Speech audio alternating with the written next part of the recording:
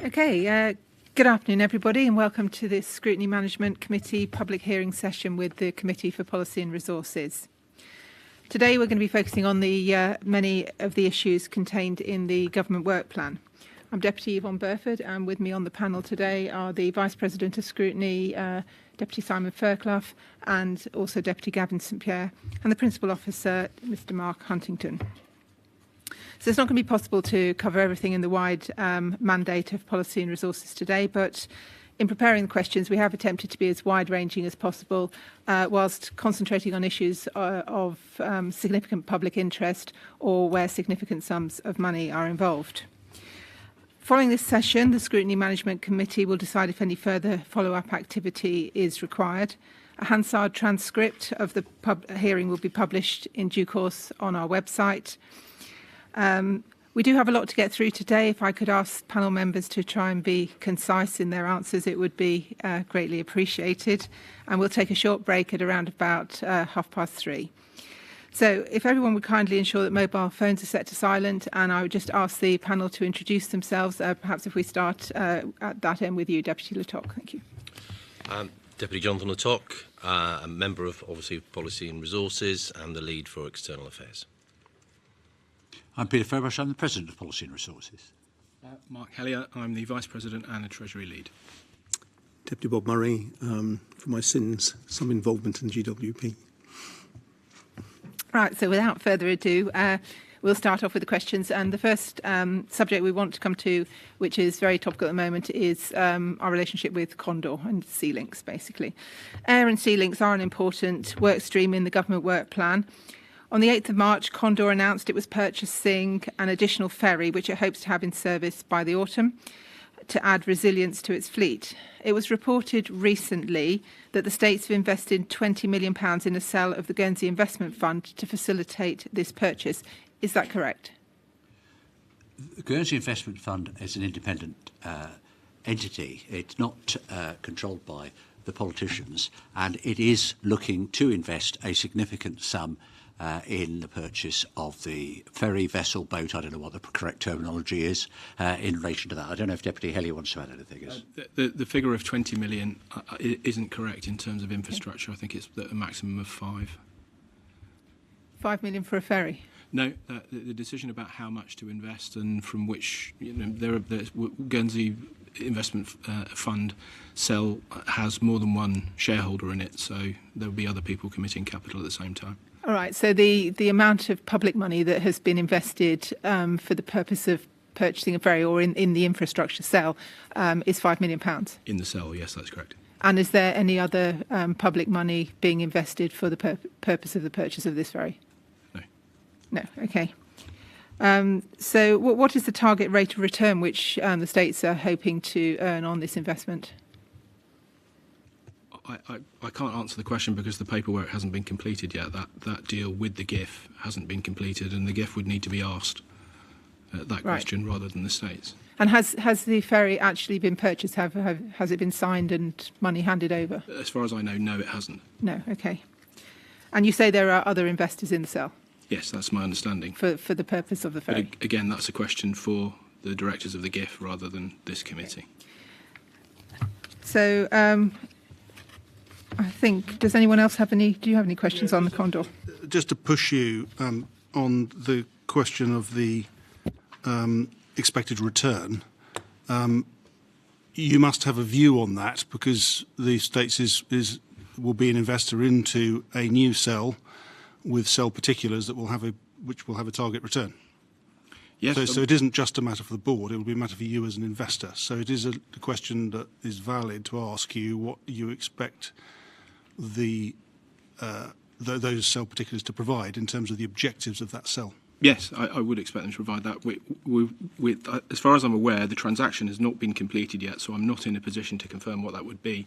From a SIB perspective, the criteria for investing is changing at the moment because we're in a high inflationary environment. Previously, that was set as CPI, which is the rate of inflation plus 4.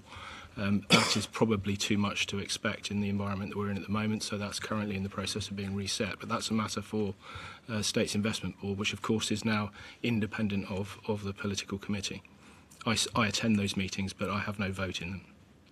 Right. So we don't know what the anticipated return is likely to be for the states with that investment. I don't at the moment because, as I said, the transaction hasn't been completed. As far as I'm aware, this is a mainly debt-funded play, and as far as I'm concerned, that will produce a return. It would also obviously produce some kind of strategic benefit for the island.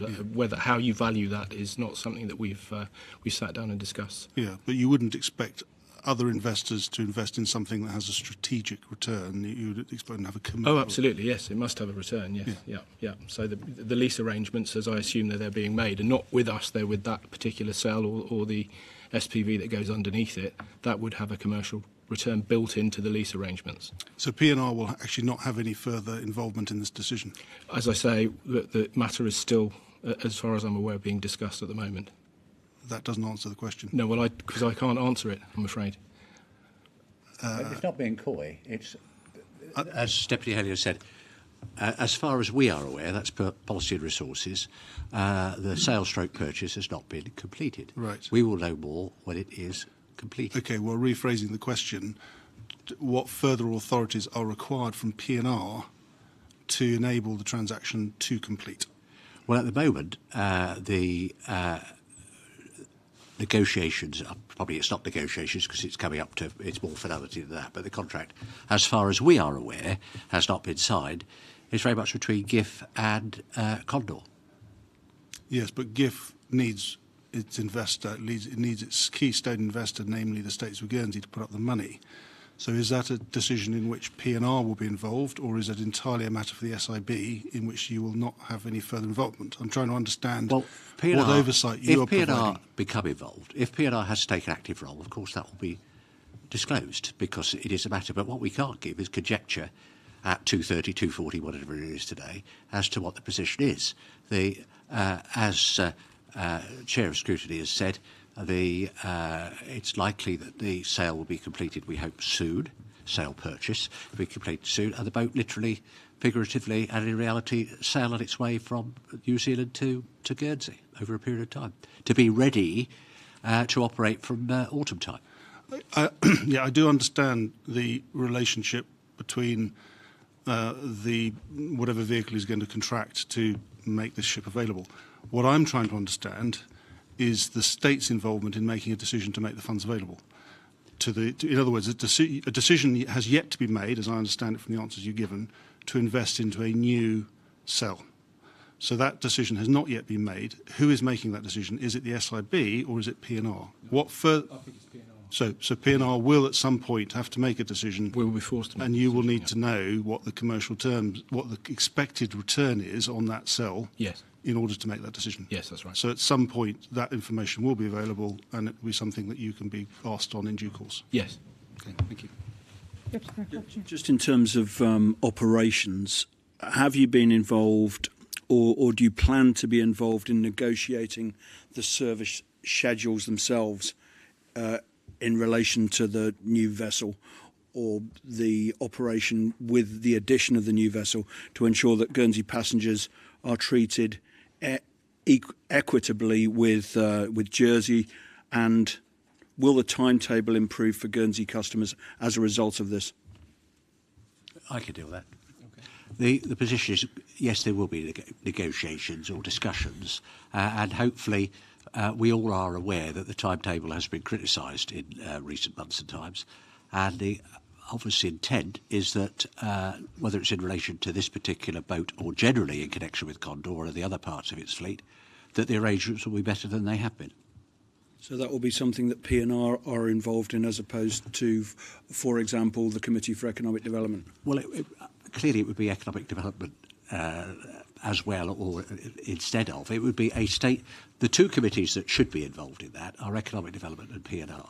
And economic development, it seems to me, speaking for myself rather than my colleagues, they should be a lead in relation to whether the boat comes in at 5 o'clock on a Thursday or 6 o'clock on a Tuesday. So have or will there be service level agreements entered into with Condor? The intent would be that there would be.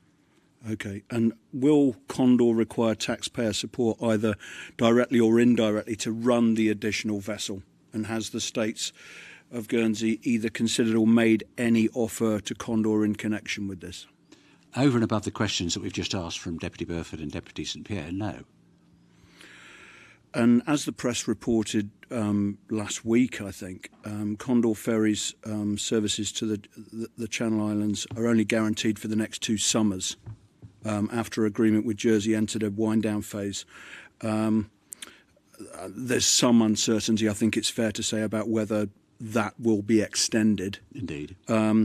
Will the States of Guernsey develop its own legal operating agreements with ferry operators such as Condor rather than extending Jersey's agreements? Well, Guernsey's never been part of the Jersey agreement, as you're aware. We've had a memorandum of understanding. They've had a formal agreement, which, as you rightly say, is in wind down. They've got another 2 and a bit years to go before it runs out. Our preferred option is that there is a tripartite agreement between Jersey, Guernsey and the ferry operating company. Clearly, if that were not possible, and we're not saying it's not possible, hope there are not too many negatives in that statement, then Guernsey would have to seek to enter into a direct relationship with Condor on its own. And how close would you say we are to that, Deputy Fairbrushe? I think we're still a bit away from that because, I mean, for example, we are in discussion with Jersey. We may, dependent on time and other matters on our agenda, be speaking to colleagues in Jersey sometime tomorrow, for example, in relation to Condor and generally. So those discussions continue, but we are some distance from, to use my phrase, and everybody else who's going it alone. Okay, thank you. I've just got one last question on that. Going back to the Guernsey Investment Fund, you've made it quite clear that that's a separate entity, if you like, with its own decision making. But Deputy Fairbrushe, you've made it quite clear for over a year now. In fact, you first announced it at one of our scrutiny hearings of your January last year. It was January last year, of your desire to buy a boat. If they're totally independent, why has GIF also come up with the idea of buying a boat? Why have who? The Guernsey Investment Fund also decided that. Well, because they're in the market for investing and getting a return. But presumably it's been in relation to that. So it's it coincidental, or presumably they've been led by the knowledge that the states have an interest in going down that road. We would hope that the transaction is completed. I don't think there's any argument or question about that. And we would hope that the Guernsey Investment Fund will proceed to complete it. And they will give the details once we know them, but the details of the return, etc., as per the questions asked by Deputy St Pierre. But again, as I said initially, Deputy Hellier said it, and it is a matter of fact and law anyway, they are independent of the states in the sense that they make their own investment decisions. We cannot say you must invest in buying a boat or an aircraft or anything else. Okay, thank you. Deputy St Pierre. Yeah, thank you. Moving on, capital expenditure and the GWP. Obviously, the recent tax debate, one of the resolutions, 6, was required you to review the capital portfolio. Are you effectively interpreting that as a direction to reduce capital spending? Well, it's to review. The word is to review. It may end up being reducing. Of course it may. And we're intending to bring something before the states in July for the states to decide. The state will have all the facts and figures, where we are with various capital projects, what our obligations are, what we think we should be doing, and then the states will decide. But review may mean reduce. It doesn't necessarily mean ipso facto that it will mean reduced. Thank you. On the timing, I'm glad you've referred to it, because at the meeting that Deputy Salisbury and I attended with P&R, of which 3 of you were in that meeting, your officers, some of whom were sat behind you, advised at the time that such a review simply couldn't be undertaken before March 2024, which is why that date went into the amendment that became the resolution, because of the complexity, the number of transactions, number of projects, and so on. Now, you've now advised both all deputies by email, but also you've confirmed it today, the expectation that this will be debated in July. So I'm just trying to reconcile those two and how it is now possible for you to do it, given that your officers were telling us that it wasn't possible. Well, we've had to have regard to the reality of the situation. We are in a situation because of the decision or lack of decision that we all made. That's the 40 members of the Assembly, including the 3 on that side of the table and the 4 this side of the table. We had to have regard to what our obligations were. And we went back to the officers and said, can we shorten that timetable? In other words, instead of March next year, June, July of this year. And the answers were, with lots of hard work, not quite blood, but sweat and a few tears, that is what we've been told is achievable. And you're confident, for the record, you're confident that that by accelerating the time frame, that the work will be done properly. Because in other words, the important thing is that it's done right, not that it's done quickly. Well, of course, I and my colleagues on P&R wouldn't be saying that we'd be bringing a policy letter in July if we weren't confident that it could be done properly. Whether the states make proper decisions and sensible decisions, time will have to tell. It didn't do so in relation to the tax debate. Let's hope it improves its behaviour in relation to the July debate. Moving on to, still on capital spending, but moving on to the hospital, as you are aware, I'm sure we recently had a hearing with the Committee for Health and Social Care. And at that hearing, it was stated that stages 2 and 3 of the hospital modernisation project have been merged, and they're now all called stage 2. Yeah. And further, that it's HSC's preferred option to continue with that part of the project in 2024 on completion of stage 1 with the same construction company. Deputy Fairbrass, you commented recently that the costs for phases 2 and 3 combined have risen by 15 million. The budget in the original policy, and there's going to be quite a few numbers here, but I'll try and keep it straightforward. The budget in the original policy letter for those 2 phases was originally 38 to 49 million. So let's go with the upper bound and say 49 million. However, at the recent HSC hearing, we were told that these 2 phases would in fact cost in excess of 100 million. So that's an additional 51 million over the highest cost estimate, which doesn't tie in with the 15 million you said, but I understand that might have been referring to something different. So in summary, the total original projected cost for all 3 phases was between 72 and 93 million. What is the total projected cost now for all 3 phases? Because the information provided to us by HSC would seem to indicate that it's somewhere north of 134 million. Yeah, I think that's, I mean, I can't give you the precise figure, but the last figure that you've given, it is north of that higher figure. The figure for what I've called phase 2 was phases 2 and 3 merged together, is in excess of £100 million. So how is it, first of all, you advised that the increase was 15 million, but it would appear to be in excess of 51 million. We don't know how far in excess. Again, we have seen figures which tell us that it is in excess of 100 million. I can't quote from memory that it's 108 million, 110 No, million, that's fair enough. But it is in excess of 100 million. Now, we've seen many capital projects, collective experience, the people in this room and otherwise, where initial costs are going to be X and they end up being X and a half or 2Xs. There are extra costs, and I was originally surprised when I saw the lower figure, because just looking at the work, I went to a presentation months and months ago in relation to what I'm now calling phase 2, and it seemed to me that it couldn't be completed at the lower figure. So where did the figure of 15 million come from? I cannot now remember. I've been just looking around for the assistants. I think that came from the first review that we saw of phase 2, which jumped by 15. It's jumped significantly more than that. So it's jumped from its original projected cost by 15 million, and that's from the upper bound. But it's jumped more than once. And then it's jumped subsequently by, in that case, another 36 million at least, but we don't know. It could be more than that. I mean, I know you say there's project overspends, but I really don't recall, certainly in the time I've been in the States, that many that have been of that magnitude, if that's the case. The point is in relation to it. That's a project that it's one of the capital projects that have yet to be undertaken, because phase 1 is well on the way. Yes, and that's on budget. Sometime around the summer of 2024 or thereabouts.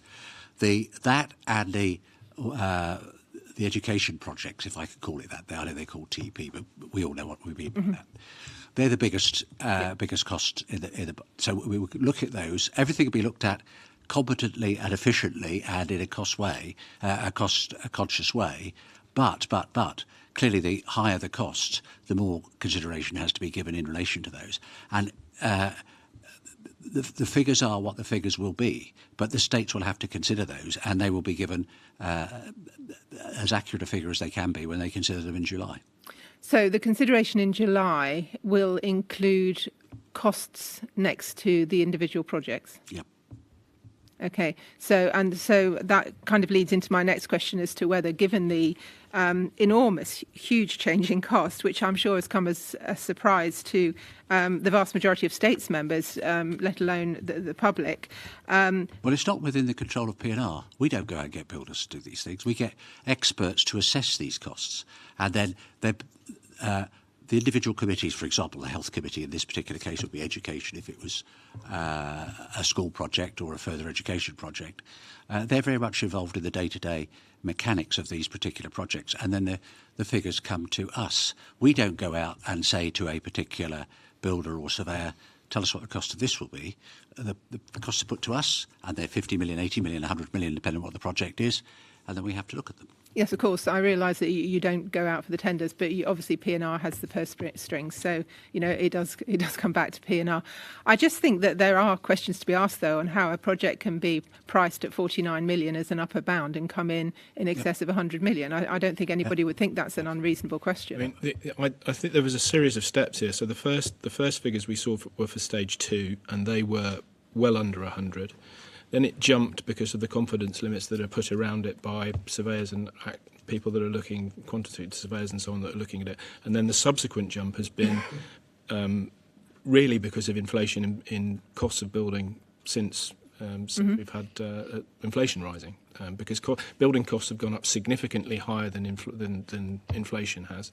And that work is done via P&R, but it's done with the committees that are sourcing the projects. So the HSC has its own project managers working on this, and you probably had a look around the plans for the new wing and what have you as well, and the work that's going on at the moment, as I did.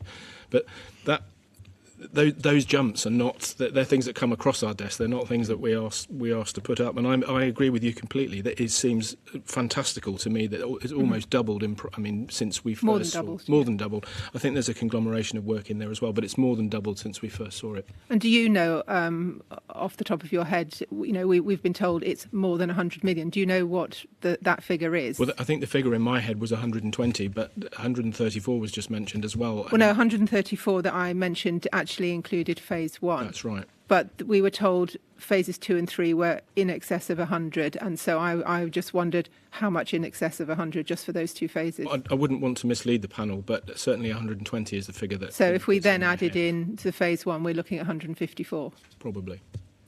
Okay, thank you.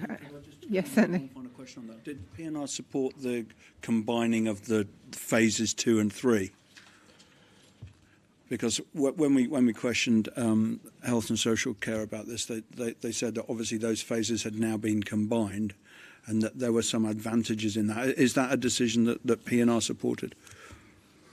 I think in relation to that, that will be, it seems to me, and again it'll be a matter for the states in a few months' time, that kind of project is one that will have to have serious consideration in relation to whether we just complete phase 1 in 18 months' time or whatever it may be, and then realise that we haven't got enough money to go and develop, whether it's phase 2, phase 3 or whatever, whether it's separated again, I don't think it can be, or whether we just say, I'm sorry, that is now something that the states cannot afford to develop. So that will be a decision for the states now, in your view? Absolutely.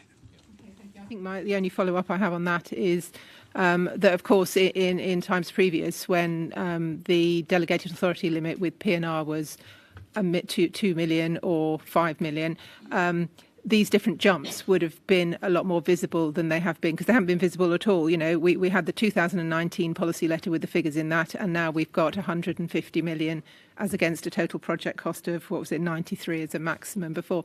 So I think that's where the sort of surprise and shock perhaps has come on this, because we just haven't seen all those intermediate stages and had the opportunity to ask questions at those stages. But no, I understand that. I'm not sure you would have seen them in the past. That we haven't got to any kind of tender stage. To any approval? No. So these are cost estimates which are being done. So they're going through a QS stage, and people are putting confidence limits around things as well, because you always have an overspend margin and so on. But those margins are getting larger and larger because of some of the inflationary effects and some of the costs of building.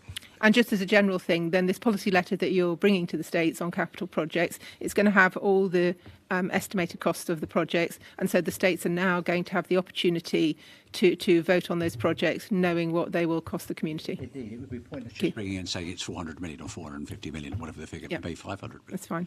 No, it would be 10 million for this, 20 million for that, or whatever it may be. Okay. I've got a... Certainly. The size of these numbers that we're talking about. As I understand it, the HSC phase 1, or the hospital phase 1, was actually a fixed price. It was, exactly, and it's being delivered on that, which is fantastic. Which is good news. No builder now will work to a fixed price because the inflation component is such an unknown for them that obviously, whereas before they would perhaps take a risk to some extent on that, they're at least going to want to share that risk, obviously, with ourselves at this stage. And Mark's absolutely right that my experience on TEP, for example, Transforming Education Programme. No builder and any big construction contract at the moment, whether they're developing for the States or a private development, will go into a fixed price contract. They just won't do it because Deputy Haley referred to building inflation. It's something like 30%. It's massive, and sometimes, a piece of wood that would have cost £1 6 months ago is now costing £3. I mean, it really is. So they're just not going to commit themselves. Okay, thank you. The quality assurance that we rely on to validate it will be actually returning with, that's done quite extensively. And the rise of inflation in that is considerable. And it's an unknown, unfortunately, the further out you go, because obviously a building project won't take 6 months, it'll take a long time. Therefore, the degree of inflation is a bit of an unknown quantity. It's also the case that sometimes some of these projects, they may have had an optimism bias built into them originally when they were brought to the States as a policy letter. Some of them have not had inflation on top of that as well. The optimism bias is basically there. The closer you get to the fruition of the contract, obviously the closer we are to the price that we actually anticipated there would be. But a bias is put in to actually counteract that. If we go back to things that have been initiated maybe in 2019, for example, or 2018, the inflation was not seen as a necessarily large consideration at that stage because it's been stable for some time. Obviously, of late, it's become quite impossible to predict how bad it can get. Okay, that's and appreciated. That really does help towards these substantial increases in price that we're now we're reflecting on. And I think just to Deputy Fairclough's point, I believe Deputy Brouard's approach in terms of wanting to continue with that process is to do with the fact that they have a builder on board. Yeah, that was all explained to us at the hearing, and we understand the nature of the requirements there. Thank you. On the Alderney Runway capital project, that's a slightly different one to the others that you will be bringing forward because the States have already debated that and made a decision to proceed. So I presume that that's not going to be included for debate in the same way as perhaps the hospital and other things. Well, yes, it will. It will be. It will. I mean, it will because when I say no monies have been spent, monies are always spent in the introductory part of any of these things, but no contracts have been signed, so it will. So the States will in July, because the contract was in three parts really. The Alderney Runway. There was the existing refurbishment of the whatever it was. Then there was the work that needed to be carried out to the fire station and the terminal building, or the replacement refurbishment of those. And then there was the extension. Now, the costs were, we've got the exact costs in the sense of it, but they were in the policy letter. I'm not aware at the moment of any variations. And I gave an undertaking to the States if there was more than a 10% variation, we would bring it back to the States regardless of this anyway. Yes. At the moment, I'm not aware of any variations. I'm not saying there aren't any. And roughly, the phases 1 and 2 that I've just mentioned would cost about 18 million, I think, and phase 3, which was the runway extension part, was between 5.6 and 6 million.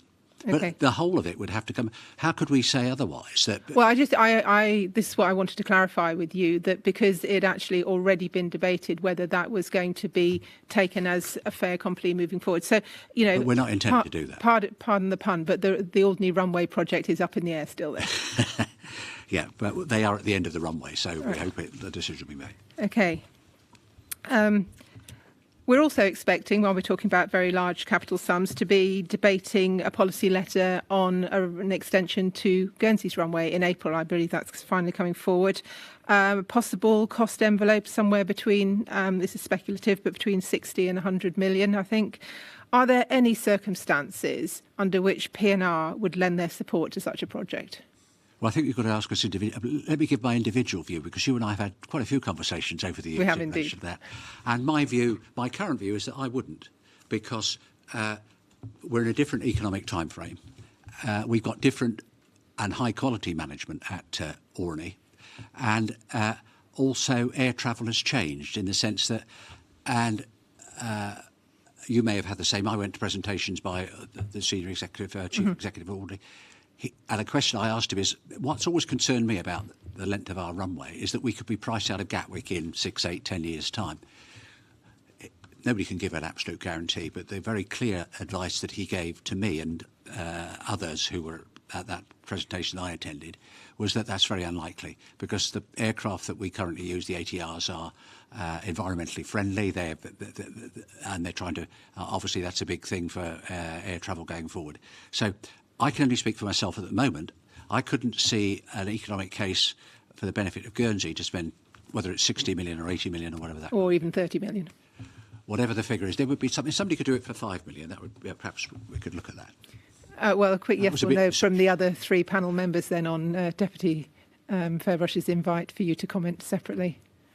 I think it's debatable whether it was ever going to be feasible, ultimately, at the end of the day. And I think it's just been alluded to, the change in circumstances, both in terms of what COVID has done to air travel, for example, at this point in time, and also the fact that, having had the assurance from the chief of Orkney, it's highly unlikely, because there's a second runway going into Gatwick, that they would want to turn down any business at this point in time. We can see going forward. So it's very unlikely that we would need to do this strategically at this Okay, stage. thank you. So if there's not a good business case for it, then I'm afraid I wouldn't support it. Thank you. Deputy Hellier. One of the things I learnt from the Alderney runway debate was there's an awful lot of aviation experts out there, and they all disagree with one another fervently on the same subject. I can't see in the current economic environment that we could support that kind of expenditure. And Deputy Letoc, for good measure. No. Thank you. Those are the kind of answers we need. Okay, Deputy Fairclough. Just continuing with this theme of the current financial climate and decisions that have been made, and whether or not individual projects might now be up for debate about their future when we come to the debate in July. Can we still, and again, you might all have different views on this, but can we still justify building a new sixth form centre when we already have a perfectly serviceable modern one less than half a mile away from the proposed new build? I think I'll have to take issue with you saying that you've got a purpose-built sixth form centre. You don't. You have an extension to a grammar school, which relies on somewhere between 40 and 60% of the capacity that's in the actual existing school to be able to service that sixth form. So you're not talking like for like. If you're actually looking to be able to deliver a sixth form centre, then clearly a separate sixth form centre can actually do that. But at the moment, what you're suggesting is that we can replicate a sixth form centre standalone within the confines of what there currently is, and that's not possible. You can only operate the sixth form centre in an 11 to 18 environment, which is actually what we've currently got there, which is effectively the old grammar school. So you can't deliver a mixed ability 11 to 16 or even 11 to 18 within the confines of one building. It's not going to be feasible and possible. Do any other members of PNR have a view on that, or indeed whether or not the decision to proceed with this will be revisited as part of the July debate? Well, it has to be revisited as part of that debate, because it's the second largest one on the list, really, unless the airport is approved, which I think is a vanishingly small chance of that happening. One of the options that the states will have as part of that debate is not to cancel things, but to phase them. In other words, not to spend all of the money now. As we stand with the government work plan, there's a great big effectively check to be written for all of the capital projects that are in the list. And one of the ways to smooth out that is not to do them all at the same time. So what we're going to have to do probably is prioritise them, and where we can to save money by perhaps doing them in a different way. And, if necessary, to borrow to build. Can I just add to that? Slightly more nuanced, but I agree with everything the Deputy Hellier said. And I think we need to be careful. It's not just about funding, it's about the capacity within our construction industry and whether we bring any construction firms over here and where on earth we would house them, etc. So it's far more complicated than it might seem. Secondly, and it sort of touches on, I think, some of the issues about the airport. I know I answered very briefly then, but I think it's a good example because I do travel a lot. A lot of that sort of economy is changing, still changing. I think the President said, travel has changed, air travel has changed. I think it's still changing. And so I think we need to be very careful before we rush into doing lots of things at this juncture before we properly review. So that debate in July will be very, very important for us all in terms of signalling what we can and cannot do and how we should do it. Of course, they have different effects on the community. I mean, and nobody's really going to be too troubled if the runway is not extended in Guernsey. It's not really an expectation, I don't think. Whereas if the schools project is up in the air and people don't know what's happening, I think that, that affects almost every family in Guernsey. So there are different considerations. Would you agree? I would agree that they have different effects and considerations, but also we're not in a place always to judge the indirect effects of some of these things on other things. So, for example, the schools, yes, it's pretty obvious that it would have an effect in some way. On the other hand, we haven't properly scoped what the alternatives would be if we didn't do that. And with regards to the obvious effect, from my point of view, at least I can only speak for myself here, but I would rather be focusing at this stage of ensuring we have secure and resilient sea travel for most of our supplies come that way before we look at anything that we might do, whether it's the runway or anything else at the airport. So I think we need to be absolutely certain of that. It's not just about funding, it is about what we can and cannot do and what the priorities are. That's a very important debate. Yeah, but coming back to your question in relation to the Sixth Form Centre, I'm very much influenced by what Deputy Murray, who was Vice President of Education until recently, says. But it is a big number. Deputy Hellier's made the point about limiting builders. We might be able to bring builders in from somewhere else, to assist whether it's that project or other projects. But it's something that the states are going to have to make its mind up on in relation to schools for the reason that you've touched upon. It affects most families, most people in Guernsey. And are aspects such as, the capacity of the building industry going to be, as Deputy Le Top mentions, going to be factored in when these decisions are made in July? Is there going to be evidence to help support members making the right sort of decisions? Yep. It must be... If members are going to make credible decisions, they must have as much evidence as they can, and we would endeavour to provide what we can from the construction industry as to, it would take, we can't do this for 5 years, or we can do it next year, or we can do it next week, or whatever. But also, there is the opportunity, I'm not saying in relation to the school or generally, to perhaps bring in builders from somewhere else for some of these projects, because clearly at the moment, we live in the real world in Guernsey. There is only one now major building firm in Guernsey that can undertake these projects, it seems to me, at the moment at least, and that's the firm that we've already mentioned are engaged in the hospital project. Yeah. Can I just add to that as well? I mean, in terms of, we've been here before to some degree.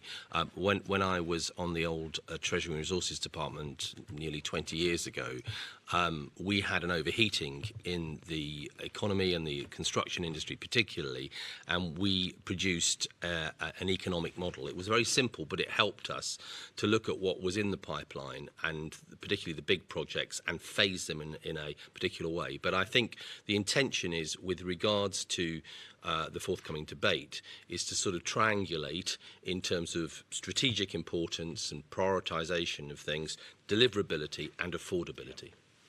Okay, I'd just like to ask a couple of questions, just coming back specifically to the Sixth Form Centre, if I may. And Deputy Murray, at our hearing with the SC last year, in your former role as Vice President of that committee, you advised scrutiny the total cost of secondary education transformation all in was £101 million. Do you know what the expected total budgeted spend to completion is projected to be now? You may have misunderstood. The whole TEP programme, which includes the secondary, I think at that stage was about 105 at that stage.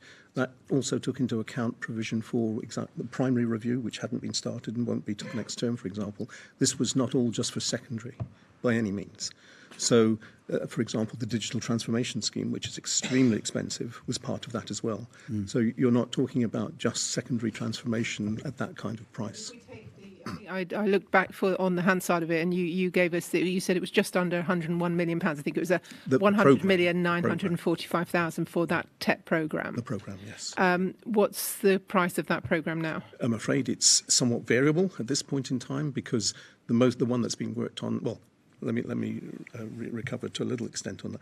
The digital transformation programme, which I think we'd allowed something like £6 million for, has risen substantially beyond that.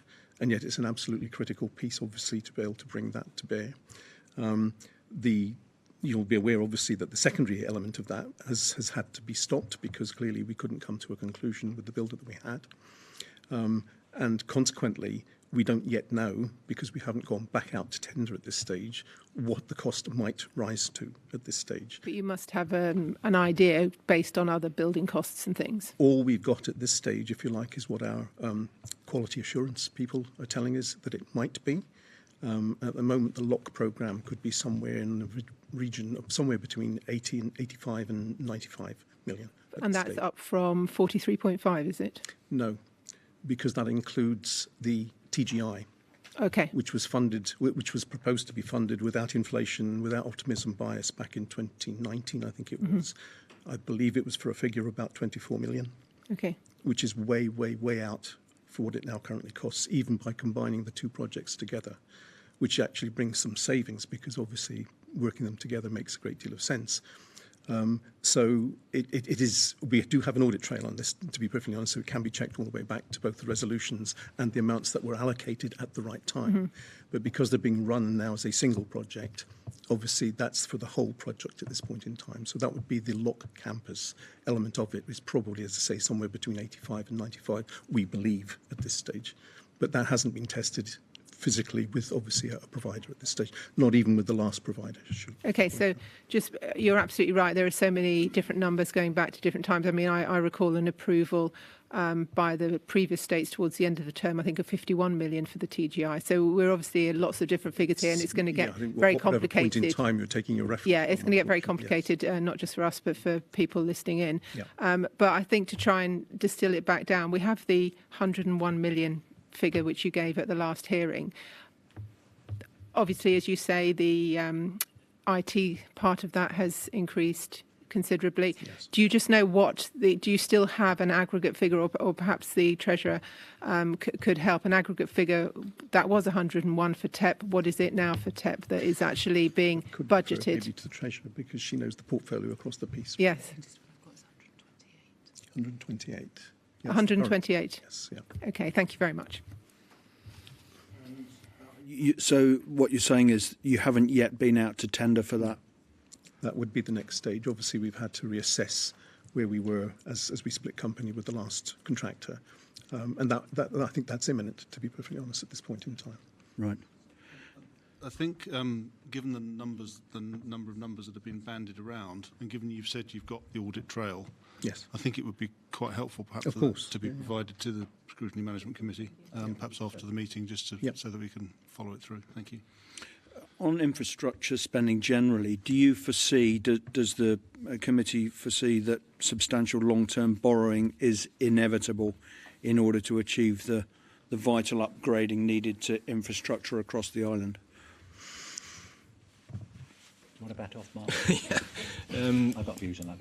Well, the answer is it depends, doesn't it? You have to repay borrowing, and to repay borrowing, you have to have adequate revenue. So the situation hasn't changed from before we had the tax debate. We are exposed as an island to a demographic that we can't change. In 17 years' time, there'll be 5,500 more pensioners, and there'll be fewer people working. And over the last decade, there were 1,600 fewer people working and 2,500 more pensioners.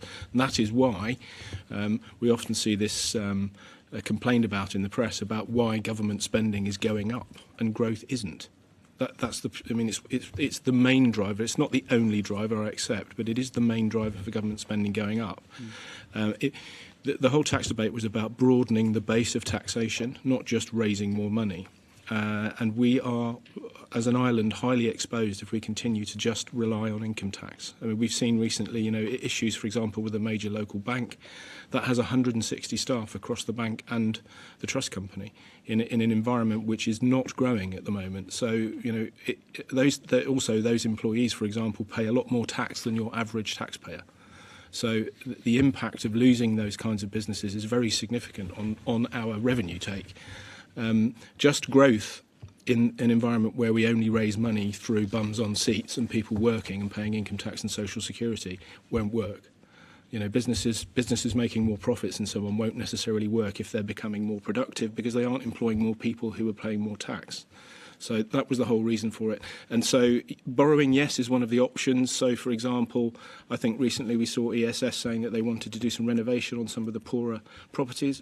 ESS has the ability to raise rents on its property, and it has an income stream from that. So that would be one of the things where you might, for example, we might ask the states to consider borrowing for that specific project because it comes with a revenue stream. But for things like hospitals, unless you add the medical tourism on top, and you can guarantee that there will be revenue generated by that, or we start to charge more for secondary healthcare, which I think is one of the things we're going to have to look at, including elderly care, then we don't have the revenue to be able to pay for the borrowing. So it's a question of marrying those two things up. I don't think it's inevitable, and I would prefer not to do it if we possibly could, because we'll become a hostage to fortune. Do you think that we've missed the boat, though, on borrowing in terms of interest rates rising? I mean, irrespective, if we retain a good credit rating, we should be able to borrow effectively as a sovereign entity at a lower rate than the man on the street. So we would still be in a more advantageous position than a company trying to borrow from the banks. Clearly, there is still money there because there's infrastructure is looking at borrowing for Condor. So there must be money out there that's willing to be loaned. And will this be ultimately a decision for PNR or the states as you see it, given the fact that if the states are presented with a wish list of capital projects come July and it's decided to go ahead with X, Y and Z, will how those projects be funded be a decision made by the states as part of that debate or not? Well, in relation to those particular projects, we don't know what X, Y and Z is, but just that's a fair point. There is money to cover these particular projects at the moment. So it's unlikely you'd have to borrow for those particular projects. But the only thing is, if you spend all your money, you've got nothing or very little left. To answer your general point, a couple of questions back to Deputy Hellier. Of course, borrowing would be considered, but you've got to look at the fact that you can only borrow if you realistically can pay back. We're not like the UK, or because we're not a sovereign state. We're not a good legal international law point. We're a sort of a semi-sovereign state in the sense we've got certain independent rights and we are independent to a degree, but we are not a completely sovereign state. Any credit agency, if we over-borrowed and couldn't pay back or were paying too high rates of interest, would reflect that in our grading. We could be downgraded. And would we really want to, would we as an assembly, whether it's this assembly or the next assembly, want to saddle future assemblies with borrowing, the repayment of which was uncertain? I think there has been, and perhaps unsurprisingly, but a change in the tone that I detect, because, of course, in the GWP in 2021, PNR were authorised by the states to go out at their own discretion and borrow up to £200 million and long-term borrowing. And in fact, at the time, budget forecasts were done going forward for 5 years or so, showing a figure of, I think, around about £10 million a year as being a repayment for that borrowing. You're sounding a great deal more cautious now. Would that be true? Well, the world has changed. The world has changed. I'm not aware that anybody foresaw that a mad Russian was going to go and invade Ukraine in February 2022. I'm not aware that we thought that we'd have a second, that the lockdown would continue. I'm not aware that we thought that the world would raise the interest rates and there'd be the shortages of products and substances. Hindsight's a great gift that nobody in this room or anywhere else possesses. So we are more cautious, yes, as we should be. Okay, thank you. Can I just pursue a couple of questions on the borrowing? Of course, the original bond was taken out with quite a number of strings attached to it by the states that could only be used for projects or for on lending where there was an income stream. Now, of course, all of those strings have been removed by the state's resolution during this term. But effectively, Deputy Haley, you're saying that you only really want to borrow where there is an income stream. So I'm just, there's a little bit of inconsistency between what the states has decided to do during this term, which is to give P&R much more flexibility to effectively pool all of those resources into reserves to be used however you so wish, and your recognition that going forward you probably only want to borrow if you've got an income stream. Just would you like to speak to that for a moment? The reason I would be reluctant to go further than that is because the States has just made a completely illogical decision where it doesn't want to resolve the revenue problem that we have. And we have a serious revenue problem. 5,500 pensioners in 17 years. That's the one I'm just going to keep saying. And every year it'll be 1 year less. And we can't afford to pay those pensions, and we haven't got room to house those people in elderly care or anything else that goes with it. Yeah, we haven't addressed it all to any material degree. That's a massive cost to the island of Guernsey, to the bailiwick of Guernsey in relation to that. And as Deputy Hellier said, we can't repeat or rehash the tax review debate that we all recently suffered through, but we know already that it doesn't seem to me that certain states members have taken any notice of it. We know that there'll be a policy letter brought in late April to sanction £3.5 million worth of extra benefit costs, £500,000 from revenue and nearly £3 million from something else. I wouldn't be surprised if at least one of the three people on that side of the room put their hands up to that. We know that there's been all the publicity about childcare. Great thing. The cost of childcare that we've asked our officers to estimate what if we went along the UK lines in relation to that, what the additional cost would be, and it's between £8 and £10 million per annum. Now, lots of states members have put their hands up in relation to that. So we've got to be cautious until the states itself have shown a degree of financial prudence, which I'm speaking for myself now. It hasn't. Yeah, I would say, I mean, just to Deputy Hellier's observation in relation to the changed circumstances around the bond, I would suggest that's why the states attached those conditions first time round back in 2014, because they recognised the risks around that. But in relation to what's left of the bond, I mean, as such, it is no longer sort of separately earmarked, is it? So because it forms part of the General Reserves pot.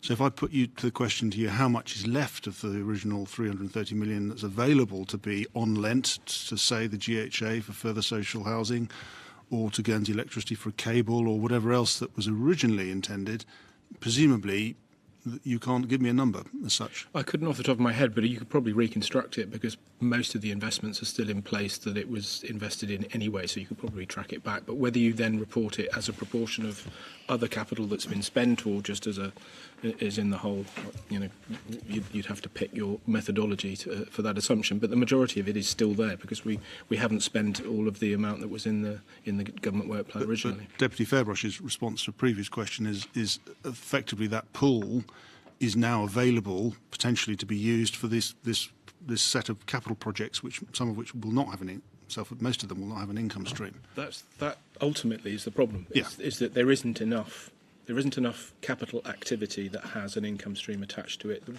by which you could be very confident that we could repay over the lifetime depreciation lifetime of a project. Thank you. The final question I have in relation to borrowing, perhaps before we move on, is in relation to our capacity to borrow. I mean, notwithstanding change in geopolitics and so on, the reality is, of course, we do have a very low debt burden, and there is capacity if we wish, if a political decision were made to borrow more. Quite a lot more could be borrowed, and yes, credit ratings may come into play, but of course that just goes to the price of the debt, not necessarily the ability to borrow.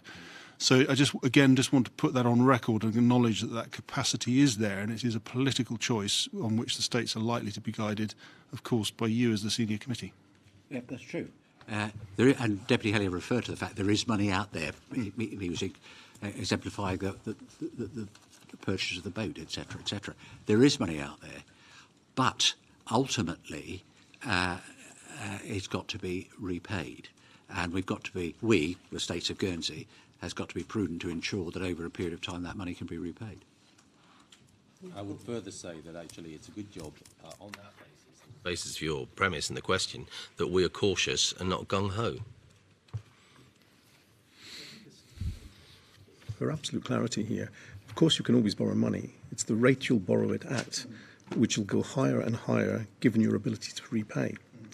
And the concern for us really is the revenue costs are not being. We're not generating the additional money that we would wish. And so we can borrow the money, but it'll be very expensive to do that. And we will end up passing that on to future assemblies and generations to pay it back. So you have to have a balance here. Whilst you're saying it's perfectly possible, and I agree it's perfectly possible, is it advisable? I think that's a very different question.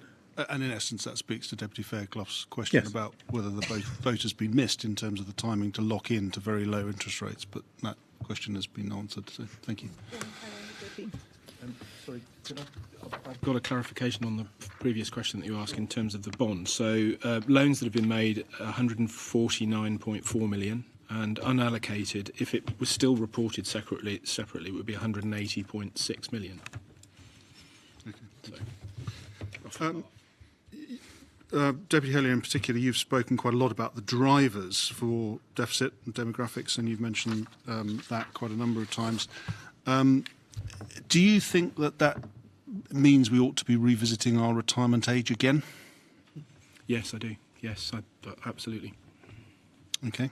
So both the speed of increase and the age, because at the moment we've got a gradual increase to age 70 by 2049, I think. It's 2 months per annum. Yes, until 2049 when we get to age 70. I think all major Western democracies are looking at the same thing. We've just had the recent events in France, for example. So they're still fair way behind us. And again, just taking that further, again, Deputy Hellier, you've spoken in the past about potentially the removal or removing access to the state's pension from wealthier islanders. Do you still see that as in play? And is that, again, distinguishing between your personal view and the committee view? I think that distinguishes a view.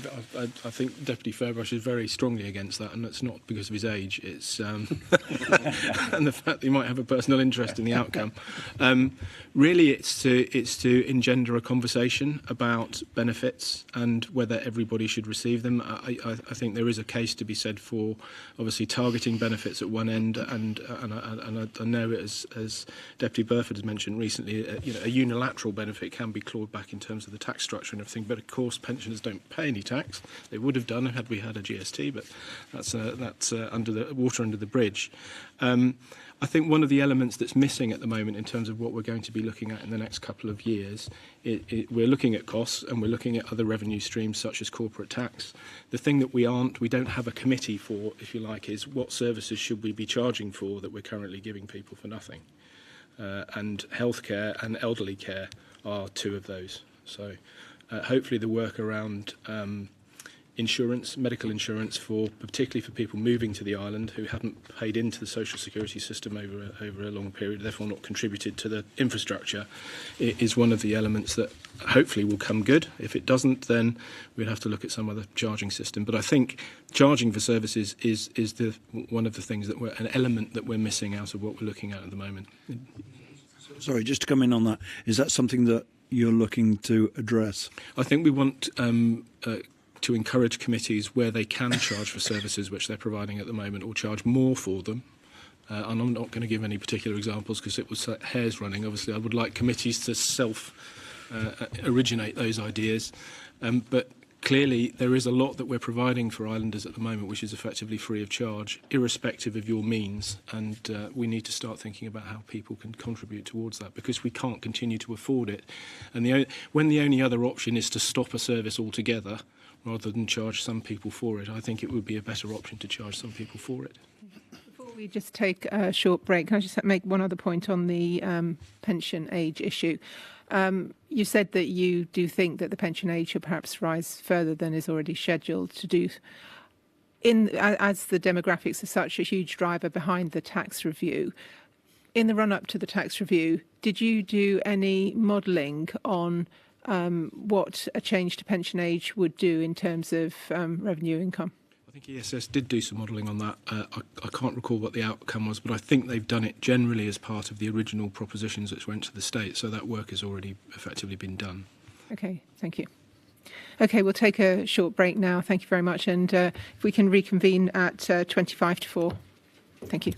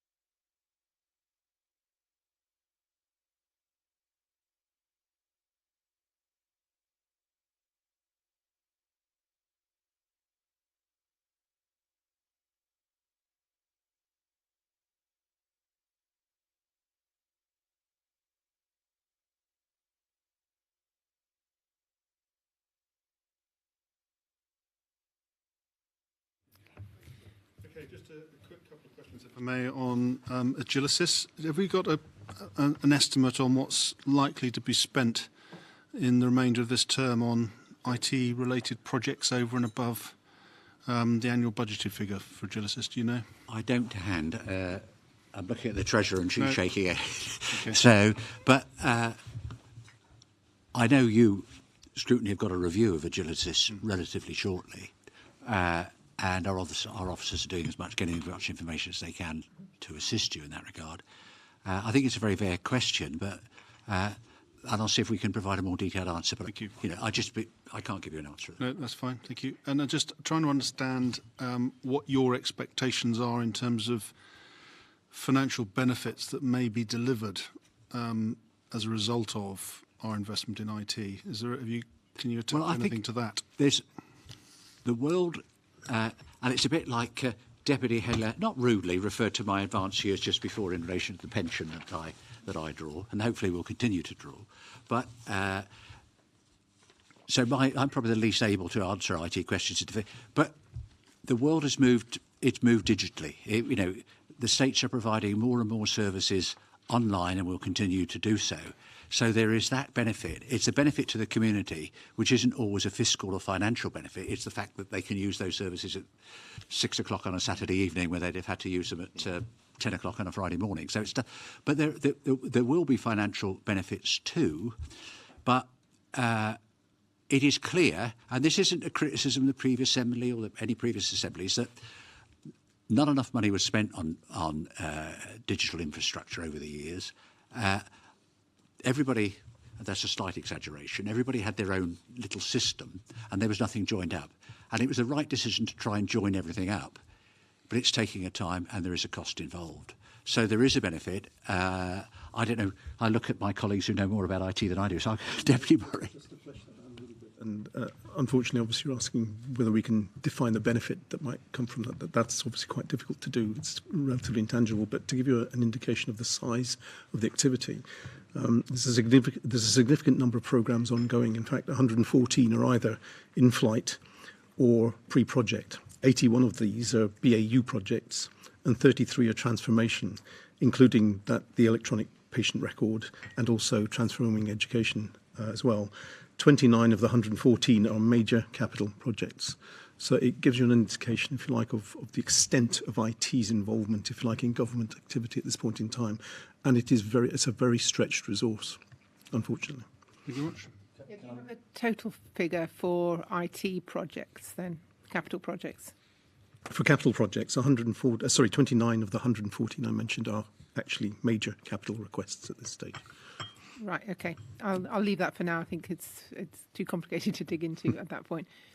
I just wanted to give an example to Deputy St Pierre's question, in the sense that I think what we, perhaps sadly, but what we do tend to focus on when things go wrong. So, revenue services has been in the picture, certainly as far as the media, and we are very concerned about those sorts of things. However, part of the transformation digitally has enabled, I understand this year, something like 44% of online returns to be automated to within, basically done very, very quickly. And that is a transformational saving, certainly compared to in the past. So those sorts of things, unfortunately, don't get the highlights that they ought to get. And I think I'm correct in that in terms of that sort of figure. I'm looking at the chief executive. Yes. Yeah, okay.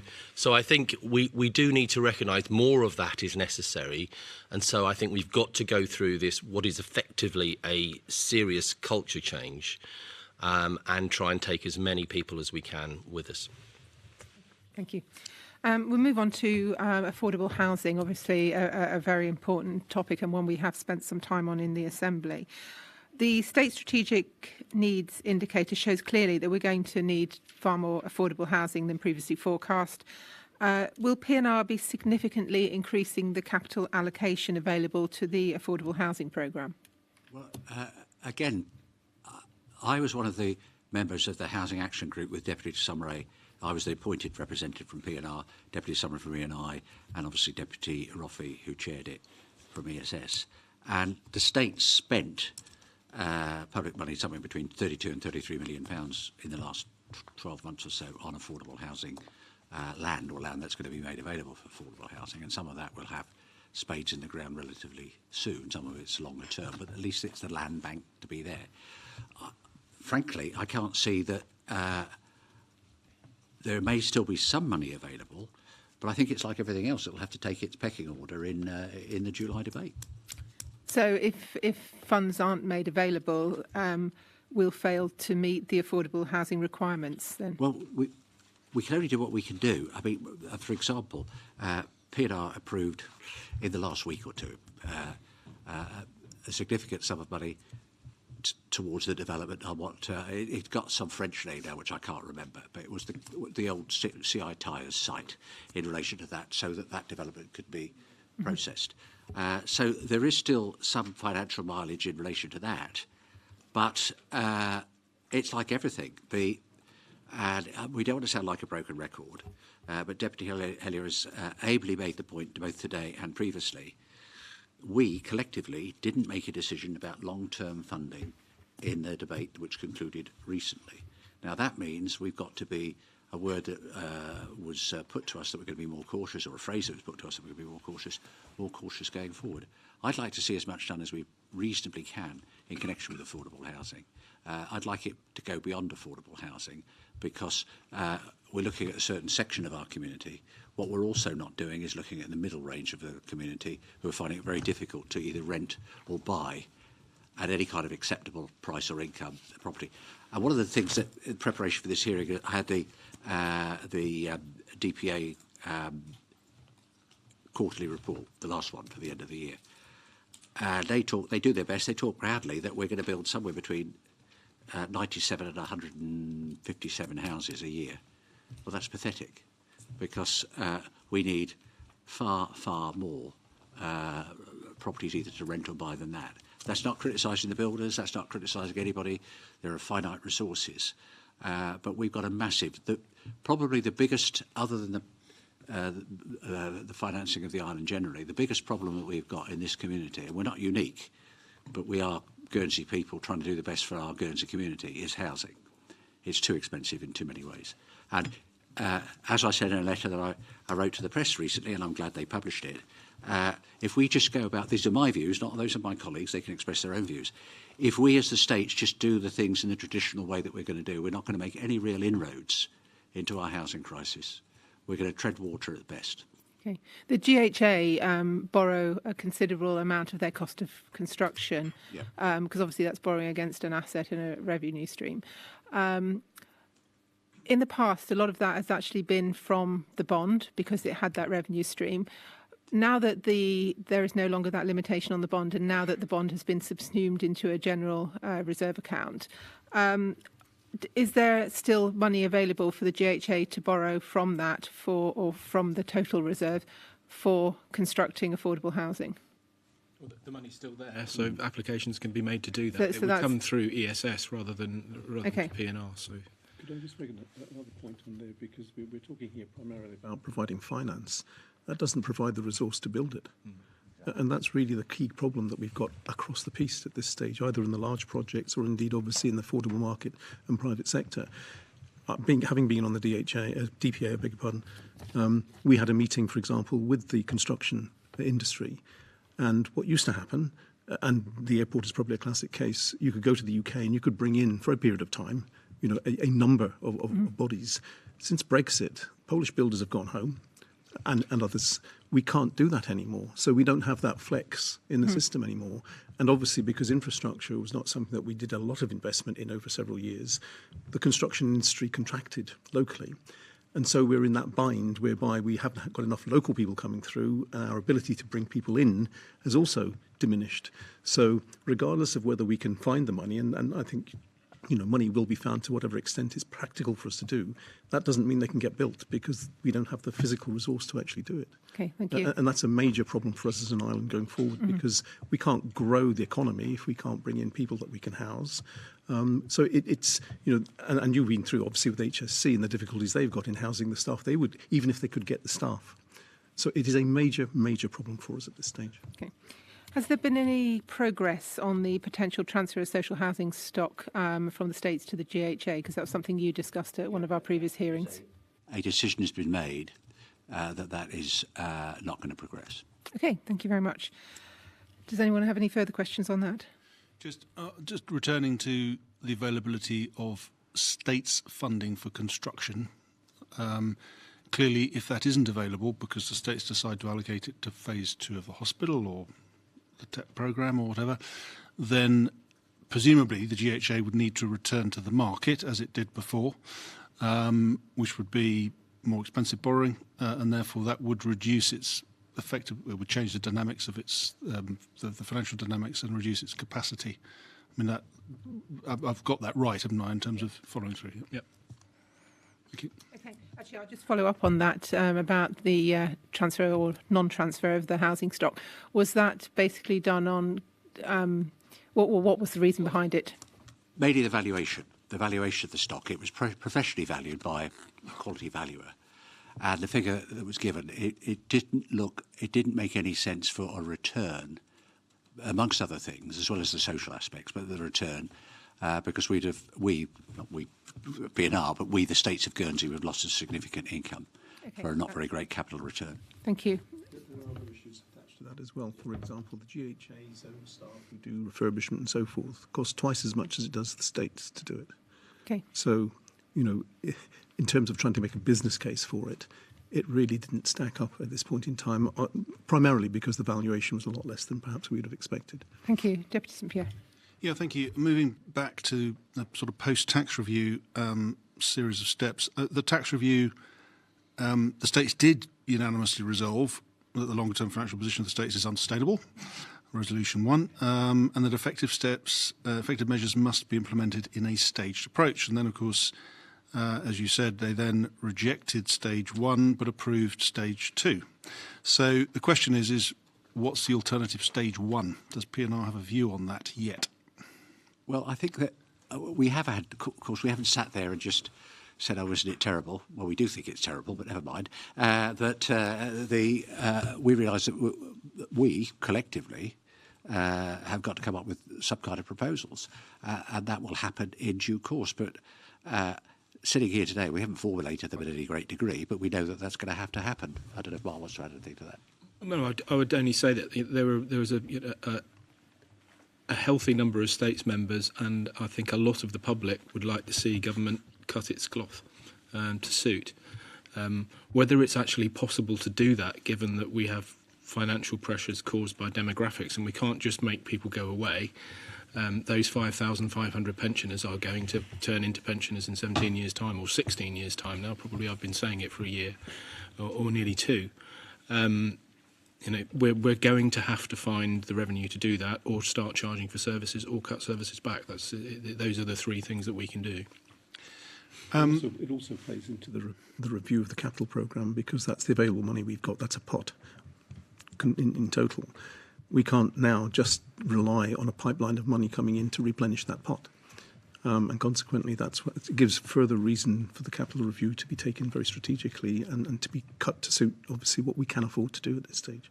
So in many respects, the fact that we didn't get any actual conclusion to Part 1 or Stage 1 at this point doesn't necessarily mean that we stand still, but all the elements that impacts, and the capital programme is one of them, has to be looked at very strategically, because we can't allow the island to run out of money.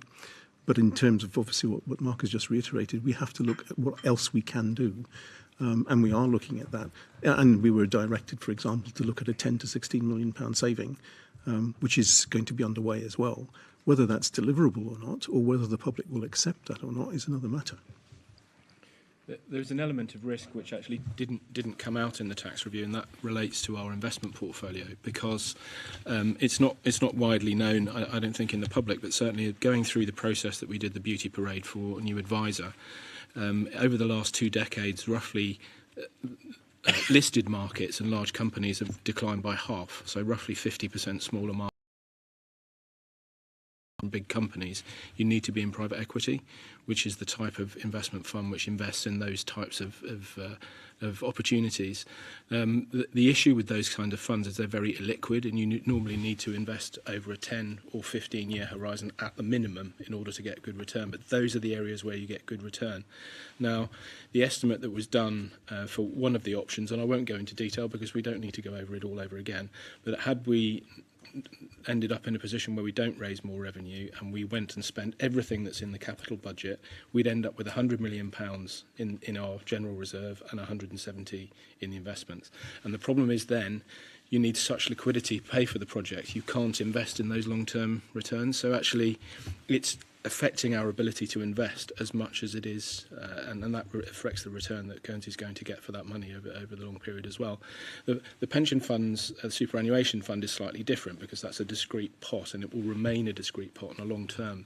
And hopefully we may be able to create a situation where eventually it becomes self-funding, because we'll get better returns from that type of portfolio. But it looks like, having moved into a new investment advisory structure, that we may be limited in what we can invest in by the fact that we haven't got the revenue to replenish our capital as we go. Okay, thank you. Yeah, fine, thank you. I'll move on to another resolution, which was Resolution 8. This was the longer-term vision.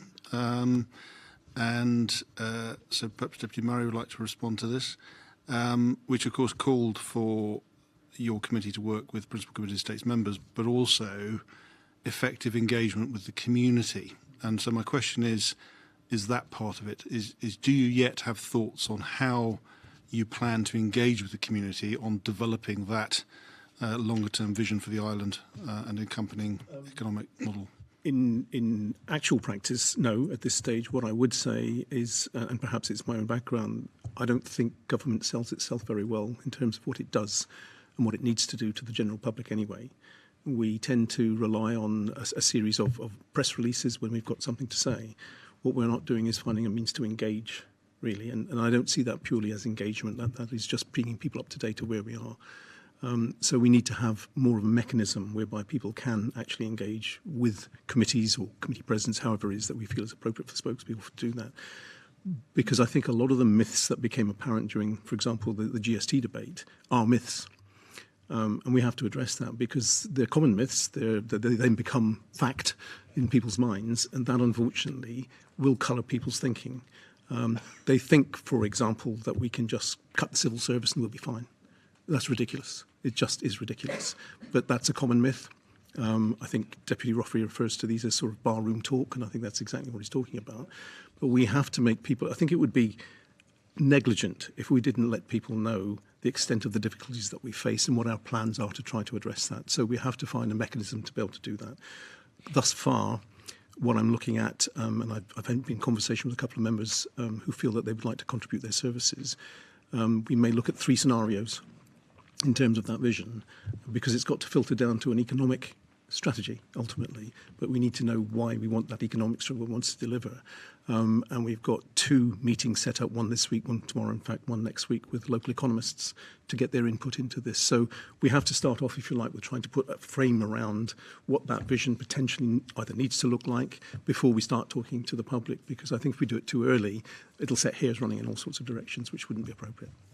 From that, and I know that you weren't part of PNR for the whole period in question, but do you think that PNR engaged adequately with the public during the time between the first and the second tax reviews?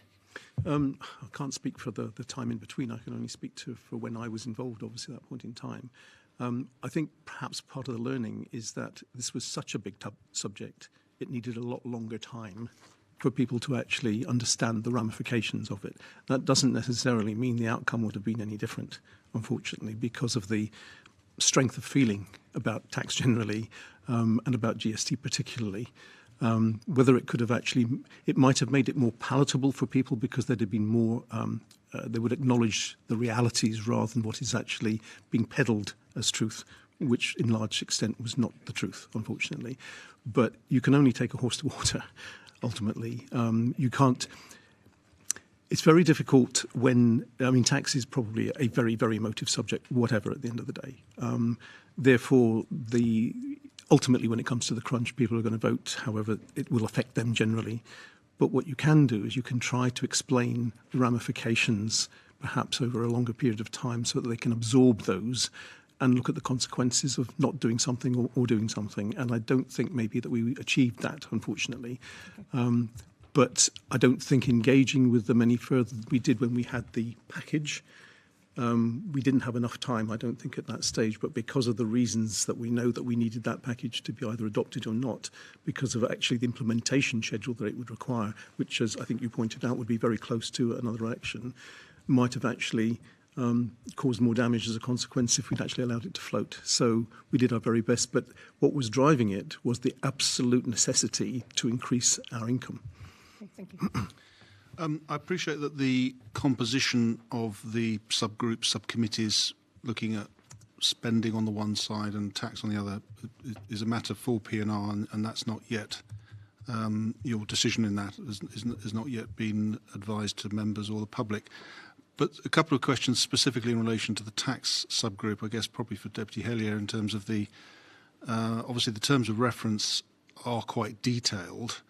And Deputy Hellier, you've said that you see the work in the tax group as being particularly around focused on the corporate side and as being in the delivery phase ahead of policy letter in November.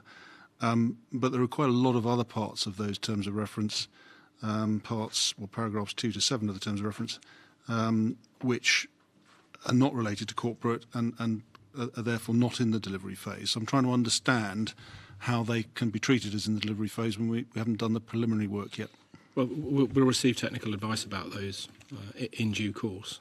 And if it seems to the committee when they look at them that that's something that could be... I mean, I think a lot of those items, particularly, say, for example, some of the things about closing loopholes in anti-avoidance provisions and so on, those are things can be put into budgets. They don't need to necessarily go into another policy letter,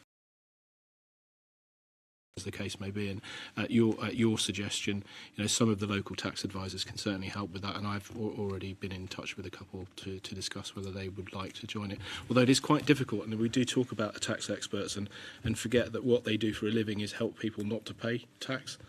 And nobody goes to a tax advisor so that they can pay more. They do it to make sure they pay as little as possible.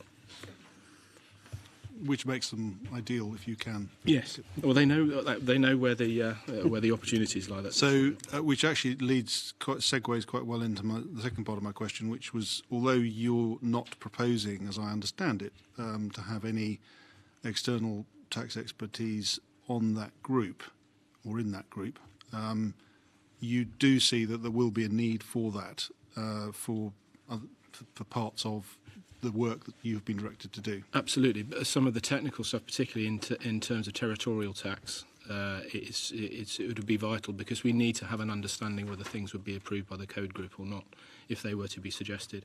And that's valuable work whether we have a territorial tax system now or in 5 years' time, because those things probably won't change over that period. Yeah, okay. Do you have any other questions on that section? No, not for now. Thank you. Okay, Deputy Redcliffe. Yeah, I'd just like to focus on property for a moment. Deputy Mahoney's unavailable today, I realise that, but given the importance of the property rationalisation project, I'm sure it's regularly discussed by the full committee. So could you give us a brief update on the progress being made with regard to property rationalisation? Telling us specifically, perhaps, what have been the major achievements thus far and what you intend to achieve in the remaining couple of years of this term. Let me give you some.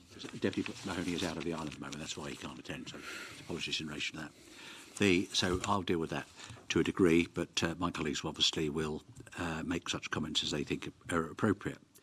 The first round of rationalisation saw the relocation of ESC and revenue services out of their respective buildings into both Charles Fossard House and Edward Wheaton.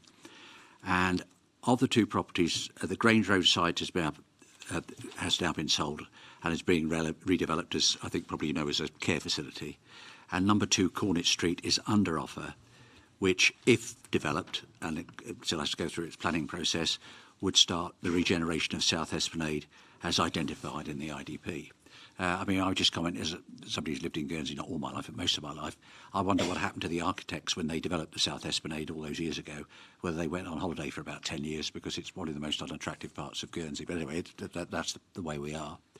Now, the COVID emergency response accelerated the state's ability to work effectively from the two hubs, that's Frassard House and Edward Wheaton House, without service levels being affected.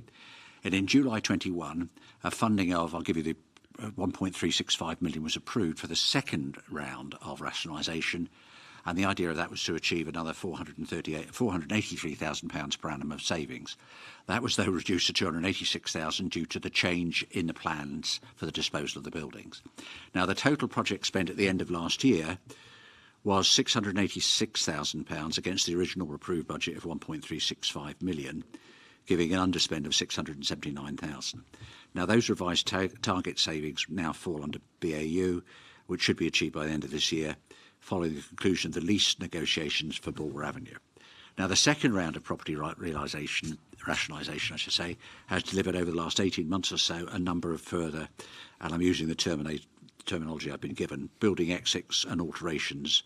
That includes Burnt Lane, the State's Analytical Laboratory, successful exits for both internal audit and scrutiny, paving the way for the creation of new labs for soil testing, plant pathology, etc., prior to their exits from the main building on the Raymond Fuller House complex. And the Raymond Fuller House, the main building, there have been successful exits of E&I Finance, ACLMS, Committee for E&I, various other offices have been moved, and currently the State's Property Unit has agreed for it to be used as a community centre until February. That's now expired.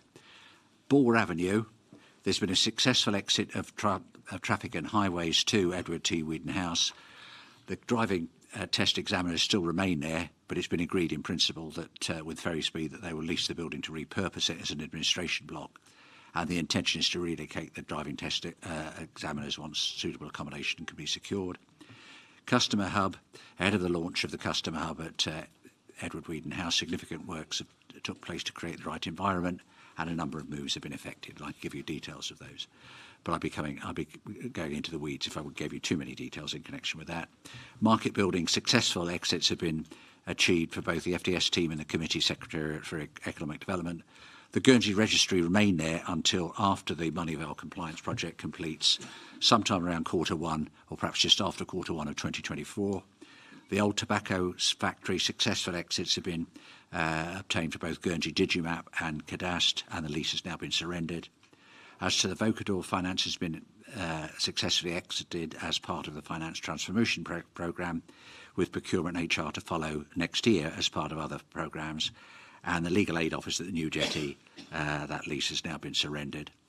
And there are various other services and things that have been developed. So that's where we are in broad brush. I could go into much more detail, but your eyes would glaze over if I think I went into too much detail. Appreciate the update, and that's quite a lengthy list, obviously. Just picking up on one of them, the Raymond Fuller House, which I think Children's Services or some part of Children's Services were due to move into. I think that was delayed because that became a temporary vaccination which centre. just finished last month. Yeah. So is the move of Children's Services into Raymond Fuller House now imminent? I think it is. It's any time. Yeah, we're reviewing it along with all the other capital projects currently. You may have heard that. It's being reviewed along with the capital projects. And that because that potentially frees up some sites, including Lucas House, for example, on the Grange, doesn't it? Yeah. Well, I mean, the idea, Lucas House has been on the market for some time to be sold. No reasonable offer or acceptable offer has been put forward. Can I just bring it back to more substantial matters? Because I think you're quite right. Sorry, We are going into the weeds. I hope I was addressing your question. Yeah, and that was useful. Two sites I noticed that you didn't mention, Deputy Fairbrush, and I appreciate it's difficult because Deputy Mahoney isn't here, perhaps. But will the Cattell and King Edward VII hospital sites be developed in this political term? And if not, why not? I think that as regards the King Edward, there was talk about a commercial care home provider coming and providing, because one thing we are short of are care homes and care home providers, and that's been very difficult. I'm not sure how far that's developed, because, but I think that's still a possibility. But I'm emphasising the word possibility rather than probability. And the Cattle Hospital site, again, that's part of the. You'd have to spend money on that site to make sure it could be developed. I mean, for example, to knock down the main building.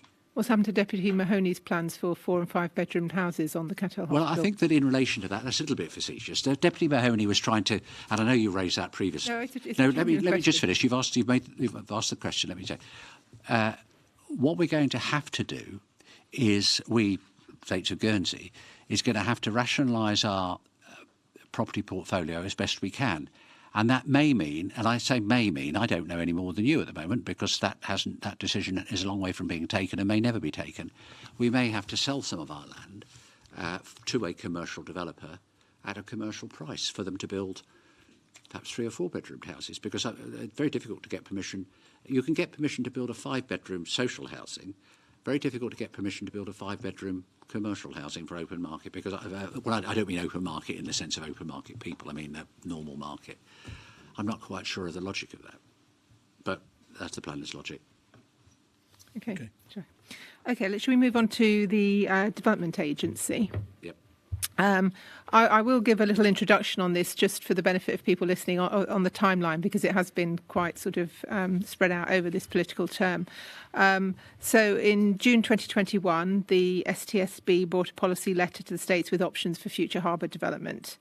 An amendment by yourself, Deputy Hellier, replaced the options with a direction to set up a development agency to be responsible for delivery of East Coast development.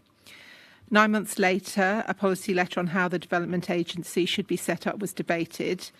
At that meeting, it was also agreed that Policy and Resources would bring back a further policy letter on future harbour options, which 1 year later we still haven't seen. And once that had been done, the Development and Planning Authority would need a further 18 months to produce the local planning briefs for the harbour action areas, which are needed to provide direction for the future development of the ports. So with that sort of background to it, my first question is, when can we expect to see your policy letter on the future harbour development? Well, there'll be a policy letter in the next couple of months in relation to who the members of that development agency, because it matter for the states to approve or otherwise who those particular members are. Yeah, no, that wasn't what I was getting at. I'm going to answer your question. So that's the first stage. And then I, together with Deputy Inder, I as President of P&R, Deputy Inder as President of Economic Development, and Deputy Summeray as President of E&I, attended a meeting just after the open planning meeting recently with representatives of the DPA to talk about the 2 local planning briefs, one for the bridge, one for St Peter Port. And we were very much urging DPA, and we then left the room so they could make a decision for them to get on with the local planning briefs, because there's nothing to stop them getting on with the local planning briefs now, because they will take a significant period of time as a procedure in relation to that. And I think the intention would be, but it'd be a matter for the development agency. That's why they are a standalone board or agency, call it whatever we will, to come back with proposals in due course. There's a direction that in March 2022 on P&R need to bring back a policy letter on future harbour options. We will be bringing that back in the considered period. It's taken longer than, as often happens, it's taken longer than perhaps was intended. But I've explained the procedure. There will be, the first step is to get the states to decide whether they're going to accept the nominations in relation to the members of the agency, and the states can either accept it or reject it. Without being presumptuous, making the assumption that they accept it, those people have not been sitting around doing nothing. They've been working on ideas, but those ideas would have to be taken forward. I don't know what they are. So this policy letter isn't... it's not immediate, no. It's not immediate. Did you want to discuss something further? No, you're looking at it. That's right. So do you think that this policy letter, when we do see it on the harbour options that P&R have to bring back to us, will represent any significant or meaningful departure from the original harbour options policy letter that we had in 2021? Well, until we've seen it, how do we know? I can't answer that question meaningfully. Okay, that's fine. Thank you. Next question. You talked about the policy letter to appoint the board members. I think the chair's already been appointed from memory, which is It's still got to be ratified. ratified, right? Yeah. And he together with some other members, that the states will, they either accept those people or they reject them. fine. And from memory, the remuneration for the chair was, I think, 25,000 a year. And do we know what the other board members will receive? I'm not sure. I think it would. Presumably there'll be a recommendation in the. Yeah. Or The figures will be disclosed, but it's certainly not. The people that whoever it is that will be appointed are not doing it for the financial reward. no, I'm quite interested just to explore that a little bit further, because obviously there's been a little bit of related controversy in the public domain about non-executive directors of state-owned businesses that obviously earn considerably less than that, both as chair and as directors. And I'm just, particularly, Deputy Haley, you've expressed a view on this, and I'm trying to understand whether a development agency where those who serve on it will carry no risk whatsoever compared to the directors who will have a fiduciary responsibility as directors of a Guernsey company, and just reconciling what appear to be inconsistent positions from members of your committee, that you take a view that some NEDs are paid too much, whilst actually we need to be paying people over here. Clarify that. Please. The first thing I would say is don't believe everything you read in the Guernsey press. I wasn't asked for any comment before that story was placed.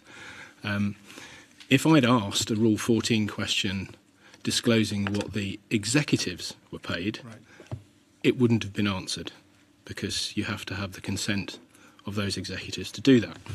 And I think it's pretty extraordinary that a Treasury rep in a government doesn't know what's being spent on a board. So if I see a line item in the post office accounts, for example, 655,000, the way to find out what the executives are paid is to ask a question about what the NEDs are paid. And they're not paid, the NEDs are not paid an excessive amount. I think it would be wrong to assert that, and I think STSB came back and did a very good job of making a case for that. The question that hasn't been asked is, are the executives of those entities paid too much? Because I think if you go to the GEL accounts, for example, you'll find over £1 million is paid to 3 executives. And I personally think that's too much. Okay, well... Can I just answer your question? Sorry. Yeah. The intention would be that members of the development agency would be paid the same as non-voting members of committees. Okay. Whatever that figure is. Yeah, thank you. That's helpful. And your clarification is helpful as well. So thank you, Deputy Hillier. There was also direction of the committee to develop a land management transfer policy in consultation with the STSB in order to identify the state's land to be transferred to the development agency. How is that going, the development of that policy? And when will it be published? And have you identified any land to be transferred? Sorry, You were being briefed on the answer. I was being briefed on a question that I've already answered, I believe. But never mind. Do you wish to change your answer? I gave the right answer. Oh, that's good. But I normally pay great attention to you, Deputy St Pierre, as you know. But I'm sorry, my attention was temporarily averted. Would you like me to repeat the question, Deputy Ferrish? Have you drafted yet the land management transfer policy? And if so, will it be published? And have you identified any land to be transferred? No to any of that. Fine, thank you. Obviously, a big rationale behind going down this route was to sort of speed up the whole process. Yep. But here we are, really not much further forward. And by rejecting the proposals that were there in favour of setting up the agency, it looks as if we might have set things back a bit. Would you agree with that? Well, that actually sometimes you take a step back to move 2 or 3 steps forward. And obviously, perhaps it has stepped back a bit. But I think overall, if it works as efficiently as, frankly, I hope it will be, and if it receives the support, because it's going to need the state's support in relation to these matters going forward, then I'm sure it will be an advantage to our community.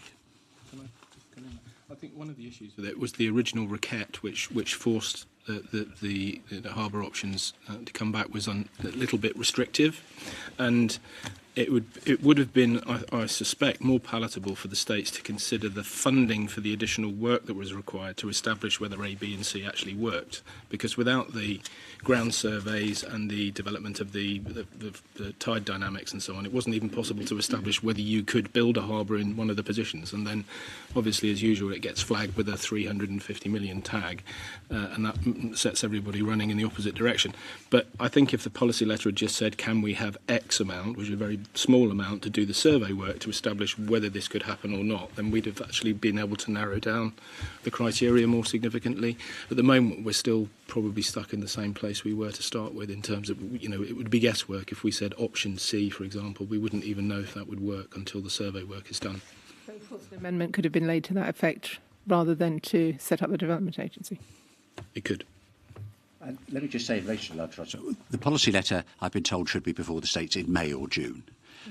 And that gives us time, hearing what you say, for people to draft a land transfer policy for the states to consider in May or June.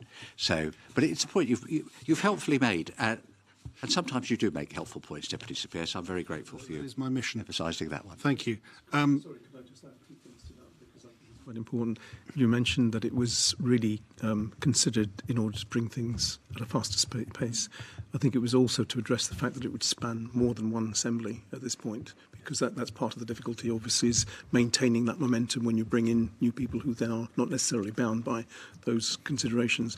The second thing is that, fortuitously, had we made a decision about a particular area for the harbour, which is pretty key to all of this, at that time, we wouldn't have appreciated the inflationary costs that actually came down the pike afterwards.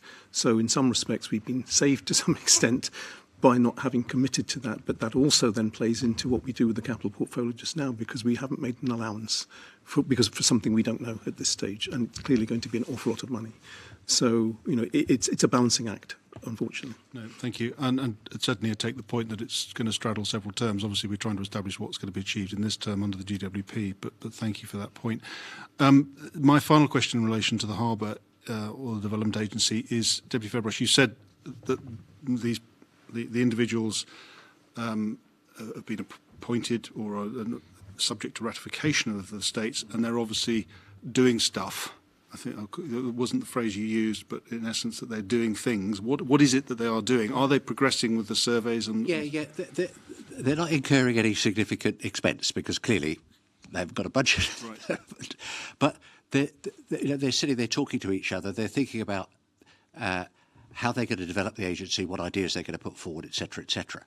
That's what they're doing. Mr. Fuller was appointed inverted commas some months ago, and he's been actively engaged over that period of time. The other people whose names will be put forward for ratification by the states in May or June have more recently been appointed. But I understand that they're having discussions in the meeting. I don't think there's anything. It's not like electing a pope. There's not suddenly going to be white smoke coming out the ceiling, but they out the chimney. But there will be. They've been talking about ideas how to progress it. Thank you. I think I need a clarification there, because sorry that if I've missed this, but the policy letter or the motion to the states to ratify the members of this committee is May or June. Yep. But I was misunderstanding as to whether that was also a policy letter that PNR is under resolution to bring about future harbour options. Is that coming as well? There'll be certain information. It won't be as detailed as that we were. It'll have some detail in it, but it won't have the detail that you were talking about, putting the question to me about previously. Right, in the same way as the previous harbours policy letter had. Okay, thank you. Deputy Fairclough. Because I think just picking up on that was intended to provide the strategic direction to the development agency, wasn't it, as to the direction in which to move. But so when do you expect that to come to this before the states? I think Deputy Burford covered that in the previous question. I hope I answered it by saying I can't give you a definite date. Okay, just one final question on this then.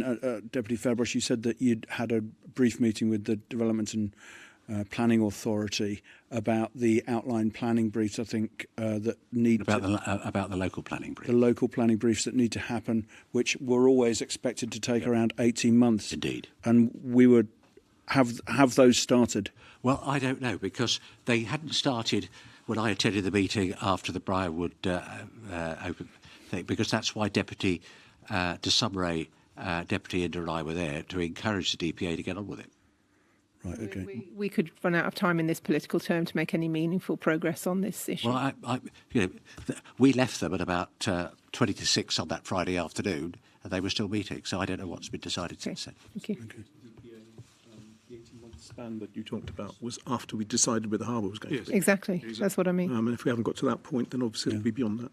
So Because if you try to construct an LPB without knowing where a major component part's going to be, absolutely. it's a bit hit and miss, unfortunately. I think that's right, and what we're trying to understand here, and I think we have a better understanding now, is the timeline.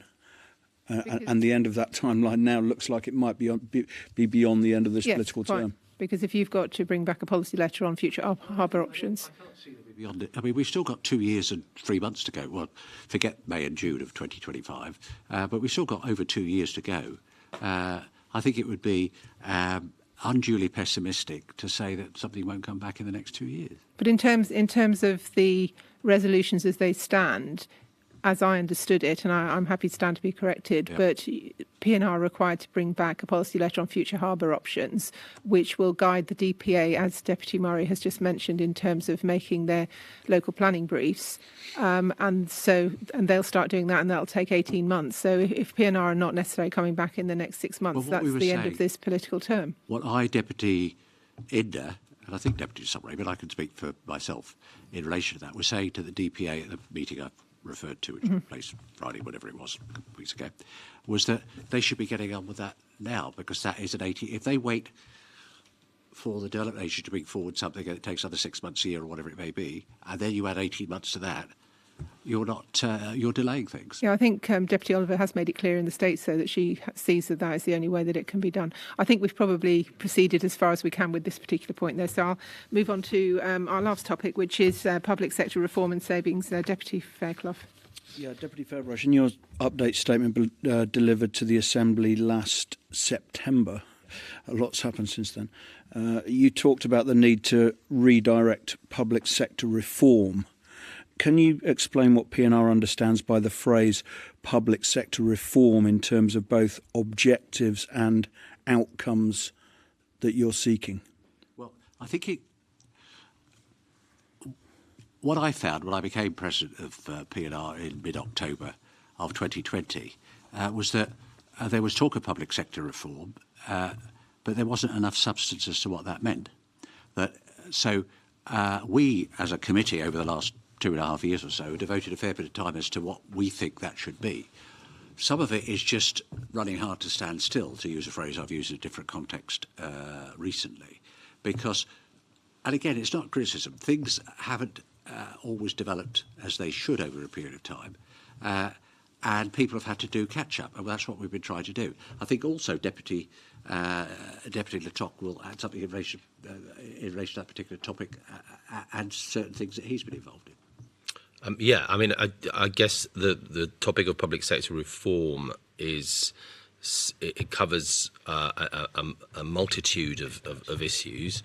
Obviously, I've taken on the chairmanship of the Reshaping Government subcommittee, which has some implications in terms of that, but is more focused on the political reforms that need to take place, and obviously Deputy Salisbury was involved before. We are coming to a stage where we will be making recommendations as a subcommittee to P&R, and that I anticipate will turn into a policy letter for sometime in the middle of this year.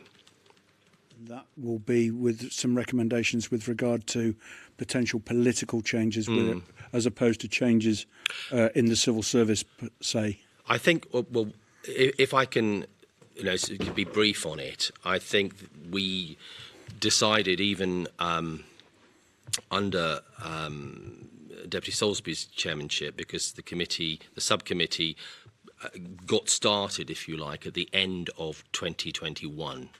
And so by the time we came to the October or so when she resigned, we realised that we were nearing a point where we didn't have the resources to do everything that we would like to do in terms of ambition. So we had to cut our cloth accordingly, and we are doing that.